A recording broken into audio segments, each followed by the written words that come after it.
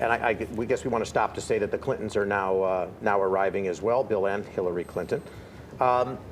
So yeah, but there are people who were given tickets to be on the dais or up in that spot or close by.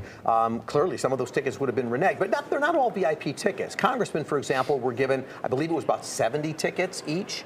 And I know one of the Democratic congressmen here said he had an amazing number of requests from Republicans who wanted to go out there. But there were some who came from various states. The Bushes by, if I can add that in, George W. Bush, Laura Bush arriving now.